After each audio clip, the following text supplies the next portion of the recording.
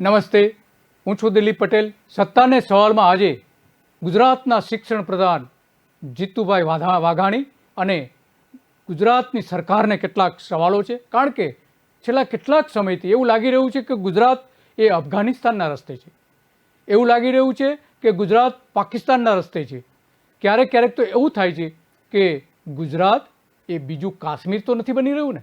કારણ કે જીતુ વાઘાણીએ સ્પષ્ટપણે કહ્યું છે કે જેણે શિક્ષણ ન જોઈતું હોય, બીજા રાજ્યોનું શિક્ષણ પસંદ હોય તો ગુજરાત છોડીને જતા રહે. આ જીતુ વાઘાણીની જે વાત છે, જીતેન્દ્ર વાઘાણી, આમ તો સાચું નામ એમનું જીતેન્દ્ર વાઘાણી છે, એમની જે વાત છે એ સ્પષ્ટ સંકેતો આપે છે કે ગુજરાતને બીજું અફઘાનિસ્તાન બનાવવાનું ભારતીય જનતા પાર્ટીનું આ ષડયંત્ર તો નથી ને. કારણ કે ગુજરાતમાં મહિલાઓની જે શિક્ષણની હાલત છે એ શિક્ષણની હાલતની આજે કેટલાક પ્રશ્નો ભારતીય જનતા પાર્ટીની સરકારને પૂછવાના છે. કયા પ્રકારે શિક્ષણની અધોગતિ મહિલાઓ માટે થઈ રહી છે અને મહિલાઓને પૂરતું શિક્ષણ ન મળવાના કારણે મહિલાઓની કેવી અધોગતિ ગુજરાતમાં થઈ રહી છે એ સ્પષ્ટપણે આજે આંકડાઓના આધારે કહી શકીએ એમ છીએ આપણે. કારણ કે અભ્યાસની સાથે સાથે વ્યક્તિની ક્ષમતા અને રોજગારના રસ્તા પણ ખુલતા હોય છે. તો શું ભારતીય જનતા પાર્ટીની ગુજરાતની સરકાર છેલ્લા 32 વર્ષથી, આમ તો 28 વર્ષ થાય છે સ્વતંત્ર પૂર્ણ બહુમતી સાથેના, પરંતુ ચિમનભાઈ પટેલની સરકાર અને બાબુભાઈ પટેલની સરકાર સાથેની જે મિશ્ર સરકારો હતી ભારતીય જનતા પાર્ટીની, એની સાથેની 32 વર્ષની સરકાર ભારતીય જનતા પાર્ટીની છે. છતાં પણ આજે ગુજરાતમાં મહિલાઓને શિક્ષણ જે મળવું જોઈએ એ શિક્ષણ પૂરું મળતું નથી. કેવી હાલત છે આજે મહિલાઓની. તો શું મહિલાઓએ ગુજરાત છોડીને પાકિસ્તાન જતા રહેવાનું? આ એક મોટો સવાલ આજે સામે આવ્યો છે ભારતીય જનતા પાર્ટીની સરકારની સામે. શિક્ષણની જે ક્ષમતા છે, અભ્યાસની સાથે સાથે વ્યક્તિની ક્ષમતા અને રોજગારના રસ્તાઓ પણ ખુલતા હોય છે શિક્ષણની સાથે સાથે, અને તેથી શિક્ષણની કિંમતને રોકાણ તરીકે ગણવામાં આવે છે. જેટલું સારું શિક્ષણ એટલી એ રાજ્યની, એ પ્રજાનું મોટામાં મોટું રોકાણ ગણાય છે, નહીં કે કોઈ ઉદ્યોગમાં રોકાણ. જેટલું સારું શિક્ષણ એટલું સારું રોકાણ માનવામાં આવ્યું છે. પરંતુ ગુજરાત સરકાર કેટલું રોકાણ કરી રહી છે? માત્ર ને માત્ર 1.51% રોકાણ કરી છે. માત્ર ને માત્ર 1.51%. ખરેખર તો ઓછામાં ઓછું 6%નું રોકાણ દર વર્ષે હોવું જોઈએ.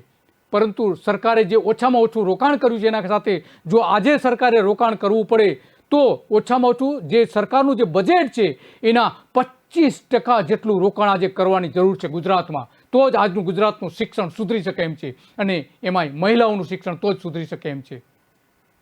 એટલા માટે સરકાર સામે અનેક સવાલો ઊભા થયા છે કે ગુજરાતમાં અફઘાનિસ્તાનની સરકાર આવી ગઈ હોય એવું વાતાવરણ આખું ઊભું કરી દીધું છે. જીતેન્દ્ર વાઘાણીએ 1986માં કોઠારી કમિશને રાજ્ય સરકારને, ગુજરાત સરકારને ભલામણ કરી હતી જીડીપીના 6%, એટલે કે ગુજરાત સરકારની જે આવક છે એના 6% શિક્ષણ પર ખર્ચ કરો એવું સ્પષ્ટપણે કહ્યું હતું. પરંતુ ભારતીય જનતા પાર્ટીની નરેન્દ્ર મોદીની સરકાર આવી ત્યારથી તો શિક્ષણ પાછળ છેલ્લા 20 વર્ષથી ઓછામાં ઓછું ખર્ચ થઈ રહ્યું છે. શા માટે? અને શિક્ષણ આપવા માટે લોન પણ લેવામાં આવે છે. આ વર્ષે 6,000 કરોડ રૂપિયાની લોન લેવાની થશે, વિદેશી લોન થશે લેવાની. શા માટે આવું કરી રહી છે ગુજરાત સરકાર, ભારતીય જનતા પાર્ટીની સરકાર? એ સૌથી મોટા સવાલ આજે આવીને ઊભા છે. જીતુ વાઘાણીએ શું કહ્યું હતું, જીતેન્દ્ર વાઘાણીએ શું કહ્યું હતું એ પહેલા આપણે સાંભળીએ.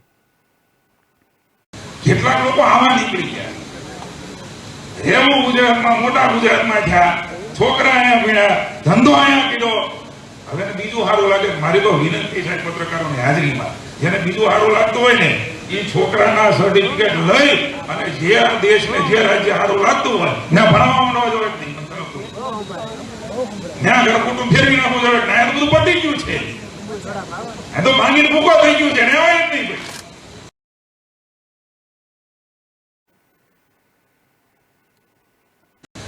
નિવેદનના આધારે આમ આદમી પાર્ટીના દિલ્હી સરકારના શિક્ષણ પ્રધાન મનીષ સિસોદિયા ગુજરાતની મુલાકાતે આવ્યા હતા અને એમણે જીતેન્દ્ર વાઘાણીના ગામની જ શાળાની મુલાકાત લીધી હતી. એમાં બધી જ પોલ ખુલી ગઈ છે જીતેન્દ્ર વાઘાણીની. ગુજરાતને અફઘાનિસ્તાનના રસ્તે કઈ રીતે ભારતીય જનતા પાર્ટી લઈ જઈ રહી છે, આરએસએસ કઈ રીતે લઈ જઈ રહ્યું છે, એનો એ પર્દાફાશ કરી દીધો છે. આજે ગુજરાતને સૌથી વધારે શિક્ષણની જરૂર છે, કારણ કે પરંપરાગત જે રોજગારના સાધનો છે એ ઘટી રહ્યા છે. એનું સ્થાન મોટી મોટી કંપનીઓ લઈ રહી છે, મોટા મોટા ખેડૂતો લઈ રહ્યા છે. જે મજૂરો છે એ મજૂરો ઘટી રહ્યા છે, નાના ધંધા છે નાના ધંધા ઘટી રહ્યા છે, જમીનોના ટુકડા થઈ રહ્યા છે, નાના નાના ટુકડા.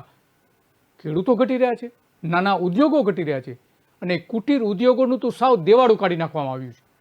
દિવસે ને દિવસે આ બધા જ ઉદ્યોગો ઘટી રહ્યા છે. એટલા માટે શિક્ષણની સૌથી વધારેમાં વધારે માંગ અત્યારે જોવા મળી રહી છે. સૌથી વધારેમાં વધારે માંગ જોવા મળી રહી છે અત્યારે. પરંતુ એની સામે સરકાર શું કરી રહી છે? સરકાર શિક્ષણ આપવાના બદલે ખાનગીકરણ કરી રહી છે. એમાંય મહિલાઓ માટેનું જે શિક્ષણ આપવું જોઈએ સરકારે, એનાથી હાથ ઊંચા કરી દીધા છે. આવી સ્થિતિમાં શિક્ષણ અને રોજગારની માંગ વધી રહી છે, ત્યારે શિક્ષણની માંગ પણ એની સાથે સાથે વધી રહી છે. અને એટલા માટે પ્રથમ નામની એક સંસ્થાનો છે, સંસ્થાનો અહેવાલ ઘણો ચોંકાવનારો છે. એક શિક્ષકથી ચાલતી ગુજરાતમાં જે શાળાઓની સંખ્યા છે 1.5% છે. સરકારના આંકડાઓ અને દાવા સત્યથી સદંતર વેગળા જોવા મળી રહ્યા છે.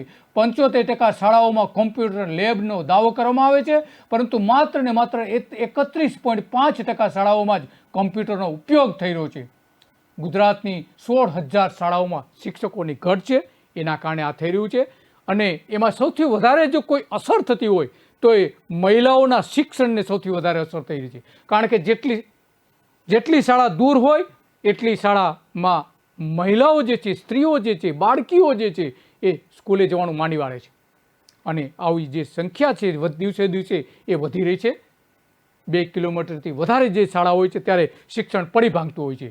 આ અંગે શિક્ષણ પ્રધાન, દિલ્હીના શિક્ષણ પ્રધાન મનીષ સિસોદિયાએ જે ગુજરાતમાં આવીને શિક્ષણ પ્રધાન જીતેન્દ્ર વાઘાણીની ગામમાં મુલાકાત લઈને, એની શાળા અને બીજી બધી શાળાઓની મુલાકાત લઈને જે વાત કરી હતી એ પણ આપણે સાંભળીએ. मित्रों, 27 साल से गुजरात में भारतीय जनता पार्टी का शासन है और पिछले 27 साल में गुजरात में भारतीय जनता पार्टी ने अपने शासनकाल में कैसे सरकारी स्कूल दिए, उसको देखने के लिए मैं आज गुजरात आया. और मतलब 27 साल के पूरे समय लगा के 27 साल लोगों के वेस्ट करके आज मेरे को ये समझ में आया यहाँ पे कि बीजेपी ने गुजरात की जनता के 27 साल सरकारी स्कूलों के मामले में पूरी तरह से वेस्ट किए. 27 साल वेस्ट करके भी गुजरात की जनता को अच्छे सरकारी स्कूल भारतीय जनता पार्टी नहीं दे पाई. मैंने यही देखा. इस बारे में थोड़े दिन पहले आप में से कुछ पत्रकारों ने जब गुजरात के माननीय शिक्षा मंत्री जीतू भाई जी से बात की थी तो उन्होंने बड़े अहंकार के साथ ये कहा था कि गुजरात की शिक्षा व्यवस्था, गुजरात के सरकारी स्कूल बहुत शानदार हैं और जिनको गुजरात के स्कूल अच्छे नहीं लगते वो जाके दिल्ली चले जाएं, दिल्ली में स्कूल पढ़ लें. जब उन्होंने ये बात बड़े अहंकार के साथ कही तो मुझे लगा कि कुछ तो किया होगा जीतू भाई ने, कुछ तो सरकारी स्कूलों में या बीजेपी ने पिछले 27 साल में कुछ तो किया होगा. मैं उसको देखने चलता हूँ और इसीलिए मैंने सोचा कि पहले शिक्षा मंत्री जी के विधानसभा क्षेत्र, उनके गृहनगर के ही कुछ सरकारी स्कूल देख लिए जाएं. तो आज मैं शिक्षा मंत्री जी के गृहनगर में, भावनगर में 2 सरकारी स्कूलों में गया. दोनों सरकारी स्कूलों में आप देख लीजिए कि गैलरी से लेकर क्लासरूम तक कोई कोना ऐसा नहीं था जहां मकड़ी के मोटे मोटे जाले इस तरह से ना लगे हों जैसे बहुत पुराने कबाड़ घर में लगे होते हैं. वर्षों से बंद कबाड़ घर में जिस तरह के मकड़ी के मोटे मोटे जाले पूरे छतों पे, खिड़कियों पे, दीवारों पे जिस तरह से लगे होते हैं, उस तरह के मकड़ी के जालों में जीतू भाई गुजरात में अपनी विधानसभा के क्षेत्र के बच्चों को पढ़ा रहे हैं सरकारी स्कूलों में. મનીષ સિસોદિયા જે વાત કરી રહ્યા હતા પ્રેસ કોન્ફરન્સમાં, એમાં સ્પષ્ટપણે કહે છે કે શાળાઓની હાલત એકદમ ખરાબ છે. પરંતુ સરકાર એની સામે પોતાનો પ્રચાર કરીને કેવો પ્રોપોગેન્ડા ચલાવે છે, લોકોને ગુમરાહ કઈ રીતે કરે છે, વર્ષોથી કઈ રીતે કરે છે, એ આપણે એમની જે સરકારની જે જાહેરાતો છે વિજય રૂપાણીના સરકારની સમયમાં, એ જાહેરાતો પણ આપણે જોઈએ કે કયા પ્રકારે લોકોની છેતરપિંડી કરી રહી છે, એ પણ સાંભળીએ આપણે.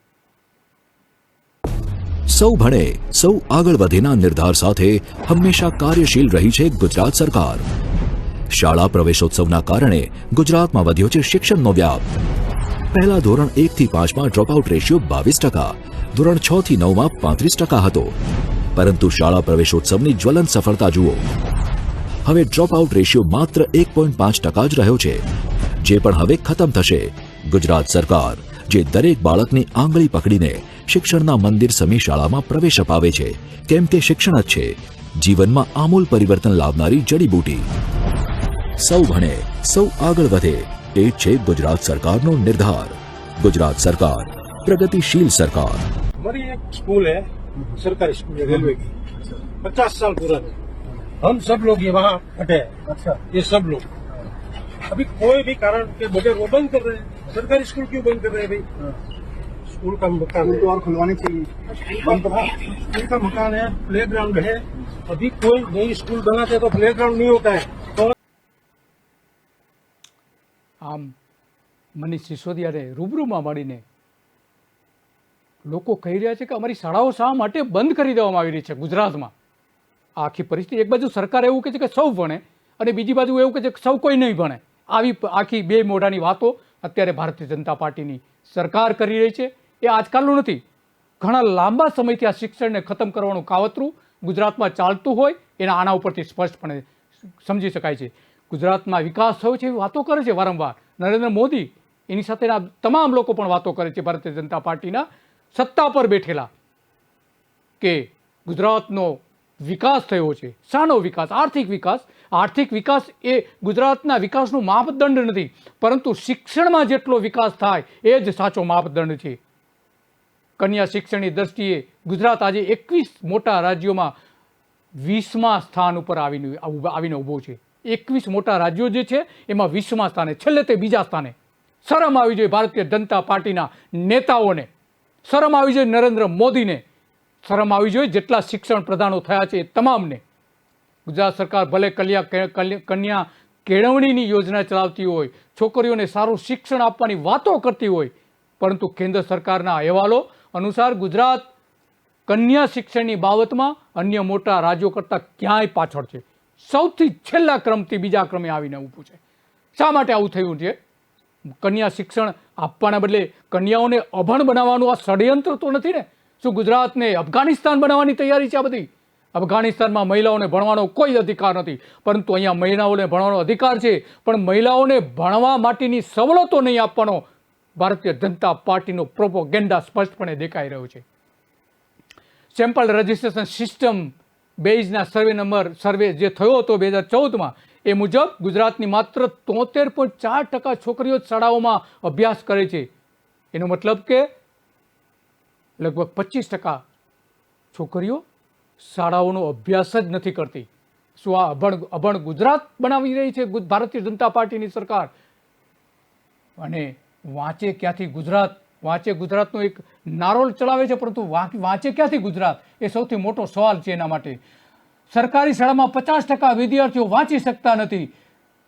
5મા ધોરણમાં 47% વિદ્યાર્થીઓ વાંચી શકતા નથી 5મા ધોરણમાં. 8મા ધોરણમાં 23% ગુજરાતી વાંચી શકતા નથી વિદ્યાર્થીઓ. વાંચનમાં ગુજરાત રાજ્ય જે છે એ ભારતના 27 રાજ્યોમાં 24મા ક્રમે આવીને ઊભું છે. 27માં 24મા ક્રમે. શરમ આવી જોઈએ ભારતીય જનતા પાર્ટીના નેતાઓને. ગુણાકારમાં ગુજરાત ભારતના 27 રાજ્યોમાંથી 19મા સ્થાને આવીને ઊભું છે. ગુણાકાર ભાગાકાર નથી આવડતું, ગુજરાતીમાં વાંચતા નથી આવડતું. શું કર્યું નરેન્દ્ર મોદીએ અત્યાર 20 વર્ષ સુધી ગુજરાતમાં? વિજય રૂપાણીએ શું કર્યું? આ સવાલ આજે આવીને ઊભો છે. અને બીજી બાજુ જીતેન્દ્ર વાઘાણી જેવા નફટ શિક્ષણ પ્રધાનો આજે સામે આવીને ઊભા છે. શરમ આવી જોઈએ ભારતીય જનતા પાર્ટીના નેતાઓને કે ગુજરાતને શિક્ષણમાં શા માટે પછાત રાખી રહ્યા છે. 21 મોટા રાજ્યોમાંથી ગુજરાત 20મા સ્થાને હોય. સેમ્પલ સર્વેમાં આવેલી વિગતો છે. ગુજરાત માત્ર રાજસ્થાનથી ઉપર છે, જ્યાં 72% છોકરીઓ શાળાએ જાય છે. આ સર્વે અનુસાર 15 થી 17 વર્ષની વચ્ચે 26% છોકરીઓએ કાં તો અભ્યાસ છોડી દીધો છે અથવા તો ક્યાંક શાળાઓએ જતી પણ નથી. આનો અર્થ એ થયો કે રાજ્યમાં 26.6% છોકરીઓ 9મા કે 10મા ધોરણ સુધી પહોંચી શકતી નથી. શું કહે છે જીતેન્દ્ર વાઘાણી? બીજા રાજ્યોમાં જતા રહો. એની તો તૈયારી છે, બીજા રાજ્યોમાં નહીં, પરંતુ ગુજરાતને તમે અફઘાનિસ્તાન બનાવી રહ્યા છો, ગુજરાતને તમે કાશ્મીર બનાવી રહ્યા છો. શું કરવા માંગો છો ગુજરાતમાં તમે? આર્થિક વિકાસ એ માપદંડ નથી, શિક્ષણ એ સાચો માપદંડ છે. બિહારમાં 15 થી 17 વર્ષની વચ્ચેની વયની વચ્ચે 15 થી 17 વર્ષની વયની જે છોકરીઓ છે, ત્યાં 83% છોકરીઓ શાળાએ જાય છે. બિહારમાં 83%, અહીંયા 75% પણ નહીં.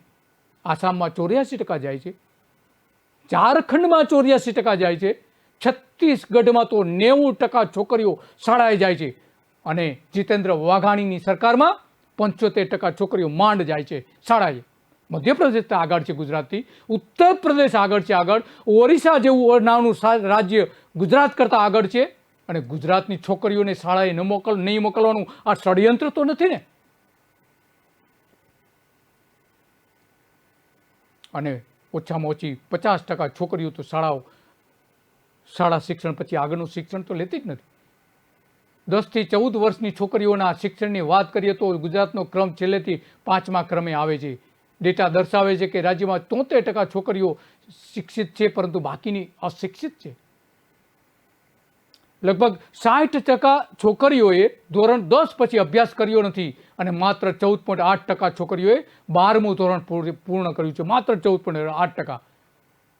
અને 14.8% છોકરીઓ જે 10માથી ઉપરના અભ્યાસ કરે છે, એમાંથી માત્ર 7.3% જ સ્નાતક થાય છે. માત્ર 7.3% છોકરીઓ ગ્રેજ્યુએટ થાય છે.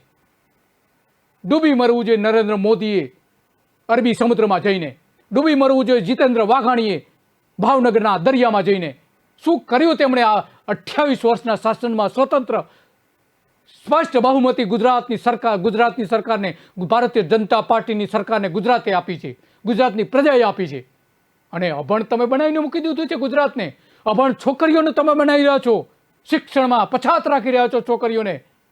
ગર્લ્સ એજ્યુકેશનને લઈને ખાસ સ્કીમ બનાવવાની લાખો કરોડો રૂપિયાના બજેટ ફાળવે છે, પણ પરિસ્થિતિ શું છે? અભણ ગુજરાતનું સર્જન તમે કરી રહ્યા છો.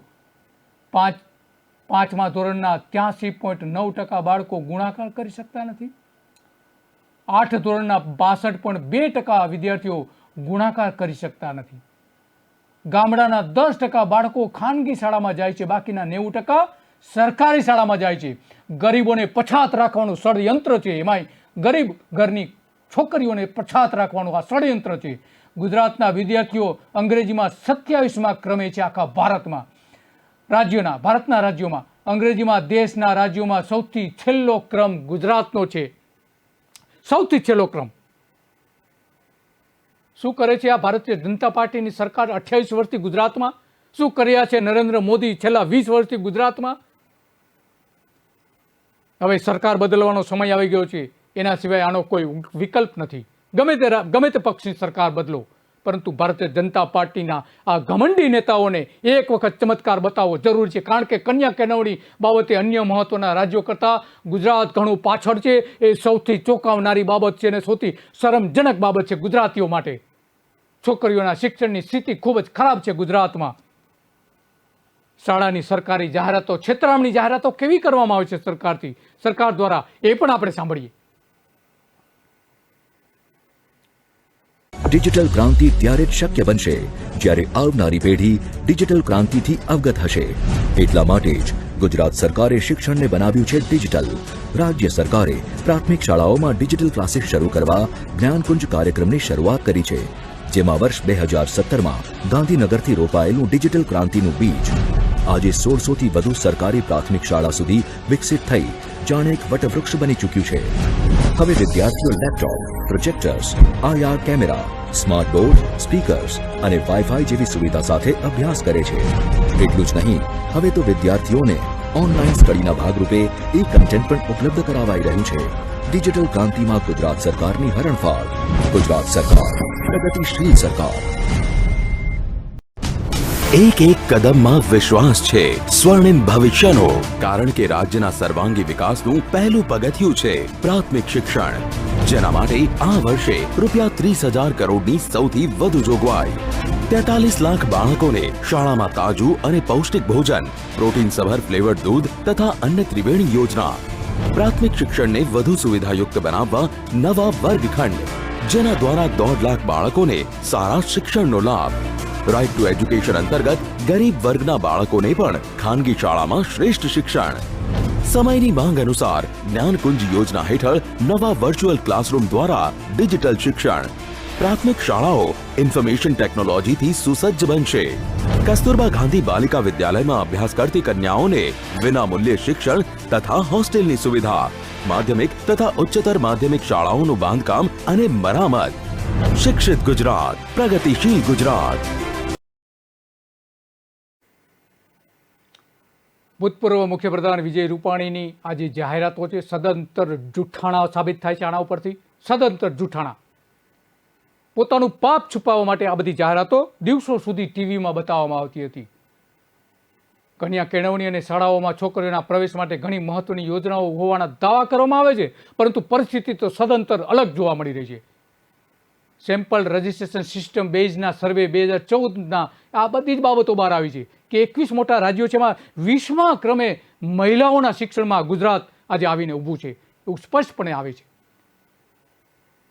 આ અહેવાલ પરથી તો સ્પષ્ટ થાય છે કે સમગ્ર ભારતમાં શાળાઓએ જતી છોકરીઓની સંખ્યા 83% છે, જ્યારે ગુજરાતમાં આ આંકડા 10%થી નીચે જઈ રહ્યા છે. કન્યા શાળામાં પ્રવેશની સંખ્યા વધારવા માટે એક વિશેષ યોજના ચલાવવામાં આવતી હોવાની વારંવાર જાહેરાત કરવામાં આવી છે. દરેક સરકાર કરતી આવી છે. એ નરેન્દ્ર મોદીની સરકાર હોય, આનંદબેનની સરકાર હોય, વિજય રૂપાણીની સરકાર હોય કે ભૂપેન્દ્ર પટેલની સરકાર હોય, તમામ સરકાર કન્યા કેળવણીની વાતો કરે છે, પણ કન્યા કેળવણીની વાતોમાં જે પડદા પાછળ જે થઈ રહ્યું છે એ ખતરનાક છે. અફઘાનિસ્તાન કરતાં પણ ખરાબ છે. અફઘાનિસ્તાનમાં તો સ્પષ્ટ કહે છે કે મહિલાઓએ શાળાઓએ ન જવું, પરંતુ અહીંયા સ્પષ્ટ કહેવામાં નથી આવતું, પરંતુ રસ્તો તો એક જ છે બંનેનો. તાલિબાનો થઈ રહ્યા છે ગુજરાતમાં પેદા. આસામ આગળ છે, ઝારખંડ આગળ છે, છત્તીસગઢ આગળ છે, મધ્યપ્રદેશ આગળ છે, ઓડિશા આગળ છે ગુજરાતથી, અને ગુજરાતની છોકરીઓને પાછળ રાખી રહ્યા છો તમે. શું કરવા માગો છો? ગુજરાતનું આખા દેશમાં એક રોલ મોડેલ હતું ગોંડલ સ્ટેટ, કે જ્યાં તમામ મહિલાઓને, તમામ છોકરીઓને ભણવું ફરજિયાત હતું. ફરજિયાત, જે ન ભણે એને દંડ ભરવો પડતો હતો. એનાથી ઉલટું અત્યારે ગુજરાતની ભારતીય જનતા પાર્ટીના નેતાઓ કરી રહ્યા છે. શરમજનક પરિસ્થિતિ આજે આવીને ઊભી રહી છે. ગુજરાતનું જે મોદીનું મોડેલ છે, મોદીનું મોડેલ શિક્ષણમાં તો સદંતર નિષ્ફળ જોવા મળી રહ્યું છે. મોદીનું વિકાસ મોડેલ શિક્ષણમાં સાવ નિષ્ફળ જોવા મળી રહ્યું છે. અત્યારે ખાનગી શાળાઓમાં ફી 5,000થી લઈને 1.25 લાખ રૂપિયા ભરવા પડે છે. શિક્ષકોને 2,000 પગારથી શરૂઆત કરીને આજે જે કપરી પરિસ્થિતિ ઊભી થઈ છે શિક્ષણમાં, એના માટે આ એકમાત્ર જવાબદાર છે.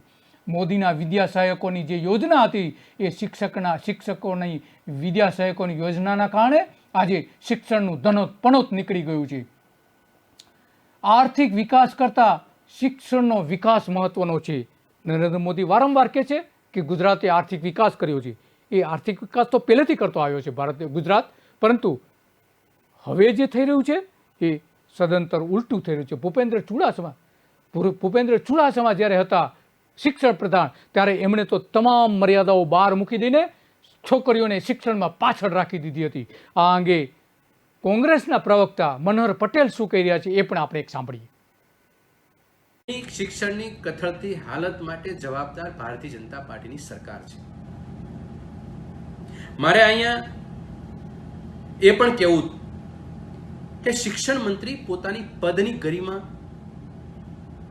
એ આ વાક્યોમાં સચવાય છે ખરી? શિક્ષણ મંત્રીએ ગુજરાત રાજ્યના બાળકોમાં એક શિક્ષણલક્ષી વાતાવરણ ઊભું કરવા માટે જે પ્રયાસ કરવો જોઈતો હતો એ દિશામાં રાજ્યનું શિક્ષણ તંત્ર કામ કરે છે ખરું? ગુણવત્તાસભર શિક્ષણ અને ઘર આંગણે શિક્ષણ આપવામાં ભારતીય જનતા પાર્ટી સરકાર સંપૂર્ણ નિષ્ફળ છે. આ દિશામાં શિક્ષણ મંત્રીએ કામ કરવા માટેની તત્પરતા બતાવી છે ખરી? મનોહર પટેલ સ્પષ્ટપણે કહે છે કે શિક્ષણ નિષ્ફળ ગયું છે. આ જ વાતને સમર્થન મળવું જોઈએ ખરેખર, પરંતુ સરકાર કેવો ગેરપ્રચાર કરે છે, કેવો અપપ્રચાર કરે છે શિક્ષણમાં. વાસ્તવિકતા જુદી છે અને સરકારનો પ્રચાર અલગ છે. એ પણ સાંભળીએ આપણે. લેખન હોય કે વાંચન કે પછી ફટાફટ ગણતરી, ગુજરાતના વિદ્યાર્થીઓની કોઈ નહીં કરી શકે બરાબરી. કેમ કે ગુજરાત સરકારે આરંભ્યું છે ઉત્કૃષ્ટ મિશન વિદ્યા. ધોરણ 6 થી 8 ના દરેક પ્રિય વિદ્યાર્થી લેખન, વાંચન અને ગણનમાં કાચા ન રહે તે માટે આપણા મુખ્યપ્રધાન શ્રી વિજયભાઈએ રાજ્યના શિક્ષકોને આહવાન કર્યું. મિશન વિદ્યાને સાકાર કરવા મિશન મોડ પર કામ કરવા પ્રોત્સાહિત કર્યા. હવે જોજો, શિક્ષકોનું માર્ગદર્શન અને વિદ્યાર્થીઓનો ઉત્સાહ મળીને 30 દિવસમાં જ દરેક વિદ્યાર્થીનો આત્મવિશ્વાસ ઊંચાઈને આંબશે. મિશન વિદ્યા, લક્ષ્ય ગુજરાત, વાંચશે ગુજરાત, ગણશે ગુજરાત. વિજય રૂપાણીની સરકારે જે જુઠ્ઠાણાઓ ચલાવ્યા હતા એ આનો એક નમૂનો છે કે કઈ રીતે જુઠ્ઠાણાઓ ચલાવતા હતા અને લોકોને કઈ રીતે ગુમરાહ કરવામાં આવતા હતા એ આના પરથી આપણે સ્પષ્ટપણે જોઈ શક્યા છીએ. જ્યારે પરિસ્થિતિ આખી જુદી છે. ગામડાઓમાં જે છે કન્યાઓને જે શિક્ષણ મળે છે એની એકદમ નજીક શાળાઓ હોવી જોઈએ, પરંતુ મોટાભાગની શાળાઓ એવી છે કે જે એના ઘરથી 2 કિલોમીટરથી વધારે દૂર છે અને એના કારણે બાળાઓ ભણવા પણ જતી નથી, શાળાઓ છોડી દે છે. ઉત્તર શાળામાં જે નજીકમાં માત્ર 25% જ શાળાઓ હતી. ઉત્તર શાળાઓમાં જે છે એ એકદમ 25% એકદમ નજીક જે કહી શકાય એવી 25% જ હતી, જ્યારે 73% શાળાઓ એવી હતી કે જે 2 કિલોમીટરથી દૂર હતી. કોઈ પણ યુવતી, કોઈ પણ કન્યા પોતાના ઘરથી 2 કિલોમીટર દૂરની શાળામાં જવાનું પસંદ ન કરે ગામડામાં, અને એટલા માટે એ શિક્ષણ છોડી દે છે. આ એક આખું ષડયંત્ર છે ભારતીય જનતા પાર્ટીનું, સરકારનું. સંઘની જે વિચારધારા છે એ અહીંયા સ્પષ્ટપણે દેખાય છે. ગુજરાત માટે શરમજનક સ્થિતિ આજે મહિલાઓના શિક્ષણમાં જોવા મળી રહી છે. આખા દેશમાં હાયર અને સિનિયર સેકન્ડરી શિક્ષણ માટે માત્ર 9% સુવિધા છે, જ્યારે 90% એ 2 કિલોમીટરથી વધારેના અંતરે શિક્ષણ લેવા માટે જવું પડે છે. 90% લોકોએ, 90% બાળકોએ, બાળાઓએ, ખાસ કરીને બાળાઓએ 21 મોટા રાજ્યોમાં 20મા નંબર ઉપર આજે આવીને ઊભું છે. એ સૌથી મોટો સવાલ છે. અને એમાંય કોલેજના શિક્ષણ માટે 1.3% કોલેજ જ નજીકના વિસ્તારમાં આવે છે, જ્યારે 98% કોલેજો એવી છે કે જે 2 કિલોમીટરથી વધારાના અંતરે આવેલી છે. અને એટલા માટે બાળકીઓ કોલેજ જવાનું પણ માંડી વાળે છે. અને એટલા માટે 7%થી વધારે એ ગ્રેજ્યુએશન શાળાઓમાં જોવા નથી મળતું, બાળાઓમાં નથી જોવા મળતું. અને શિક્ષણનું સ્તર કેવું છે એ આના ઉપરથી આપણે સ્પષ્ટપણે જોઈ શકીએ છીએ. અને એટલા માટે ગુજરાતને જીતેન્દ્ર વાઘાણી, નરેન્દ્ર મોદી, RSS, સંઘ અને ભારતીય જનતા પાર્ટીની સરકાર બીજું અફઘાનિસ્તાન બનાવી રહ્યું છે એ આ આંકડા ઉપરથી સ્પષ્ટ થાય છે. નમસ્તે.